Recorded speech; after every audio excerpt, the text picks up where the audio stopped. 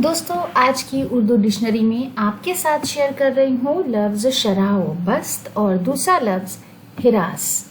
शुरुआत करते हैं लफ्ज़ शराह बस्त के साथ, जिसका मतलब होता है तौज़ी और तफसील। हिंदी में इसके लिए विस्तार, व्याख्या, स्पष्टीकरण और विवरण जैसे शब्द हम इस्तेमाल करते हैं। इंग्लिश में एक्सप्लेनेशन एंड डिटेल।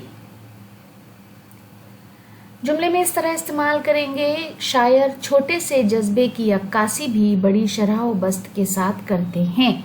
यानी जो शायरी है उसमें शायर का कमाल ये होता है कि किसी बहुत छोटे से मामूली से जज्बे की भी अक्कासी इस तरह से करते हैं कि उसकी तमाम तफसीलात उसमें मौजूद होती हैं। उसके बाद लफ्ज़ हिरास, जिसका मतलब है डर, खौफ, हौल, दहशत, नाउमीदी, मायूसी, अफसुर्दगी और गम। हिंदी में इसके लिए आशंका, भय, उदासी और निराशा। इंग्लिश में डिसअपॉइंटमेंट, डिस्पेयर, फेयर, स्केयर और हैरेसमेंट, टेरर जैसे अल्फाज हम इस्तेमाल करते हैं।